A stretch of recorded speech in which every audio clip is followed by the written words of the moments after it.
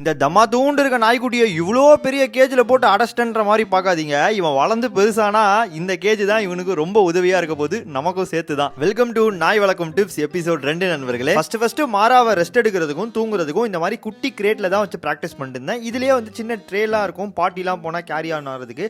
But இருந்தாலும் நான் balcony ஓரமாகவே வச்சு தான் ப்ராக்டிஸ் பண்ணிட்டு இருந்தேன். ஸோ தட் தண்ணி அடிச்சு விட்டா கரெக்டாக அந்த ஓட்ட வழியாக நம்ம ஈஸியாக க்ளீன் பண்ணிடலாம்னு சொல்லிட்டு. பட் டாபர்மேனை பொறுத்த வரைக்கும் தான் தெரியுமே, பார்க்க தான் சிறுசா இருப்பானுங்க, கொஞ்சம் கொஞ்சம் போனால் நல்லா பெருசா ஆயிரும். அதுவும் இல்லாம அவனுக்கு கத்துறது பொங் பொங் பொங்னு விழுவும். ஒரு சைஸ் அவன் மாற கிரேட் மாத்திட்டு இருக்க முடியாதுன்னு சொல்லிட்டு ஒரே டைம் இன்வெஸ்ட்மெண்டா போட்டு ஒரு கேஜ் வாங்கிடலான்ட்டு தான் இந்த ஸ்டெயின்லெஸ் ஸ்டீல் டிட்டாச்சபிள் கேஜ் வாங்கினேன். இதுல கீழே வீல்லாம் இருக்கும், வேணும்னா எந்த இடத்துக்கு வேணா நவுத்திக்கலாம். ரொம்ப கன்வீனியன்டா இருக்கும் இந்த கேஜ். இது எம்எஸ்ல வாங்கினா விலை கம்மியா கிடைக்கும், எஸ்எஸ்ல வாங்குறப்ப கொஞ்சம் அதிகமா இருக்கும். பட் டியூரபிலிட்டி லாங்கா வரும். பிகாஸ் இஃப் சப்போஸ் சுச்சுவோ இல்ல கக்கவோ போச்சுன்னா அந்த இடம் வந்து எரோட் ஆகாது. இதோட பேஸா ஒரு பிளாஸ்டிக் ட்ரே மாதிரி வந்துடும். இதெல்லாமே டிட்டாச்சபிள் தான், ஈஸியா கழுவிக்கலாம். அதுக்கு கீழே இஃப் சப்போஸ் அவன் சுச்சு போனானா அது ஸ்டோர் ஆகிறதுக்கு ஒரு பிளாஸ்டிக் ட்ரே மாதிரி வந்துடும். பட் என்ன பொறுத்த வரைக்கும் நான் இதில் இப்போதைக்கு இவனுக்கு ப்ராக்டிஸ் பண்ண மாட்டேன். இது ஜஸ்ட் இவனோட ஒரு வீடு மாதிரி தான், ரெஸ்ட் எடுக்கிறதுக்கும் தூங்குறதுக்கும், இல்லை ஏதாவது எலும்பு போட்டால் ஓரமாக போயிட்டு நல்லா கம்மிக்கு சாப்பிட்றதுக்கும் எக்ஸெட்ரா எக்ஸெட்ரா. பார்ட்டி ட்ரைனிங் பொறுத்த வரைக்கும் வீட்டு மொட்டை மாடியிலையோ இல்லை வெளியில் போகிற மாதிரி தான் ப்ராக்டிஸ் பண்ணிட்டு இருக்கேன். பட் இப்போதைக்கு பாருங்க, நல்ல உள்ள ஃபேன்லாம் வச்சு ராஜா பகவத் மாதிரி செட்டில் பண்ணிட்டேன். நல்லா விரிச்சிட்டு தூங்குறான் கப்பைய. இனிமே நான் ஏன் அந்த குட்டி கிரேட்டை உள்ள வச்சிருக்கேன்னா, திடீர்னு இது இவ்வளோ பெருசுன்னு அவன் பார்த்து பயந்துடக்கூடாதுன்றக்காக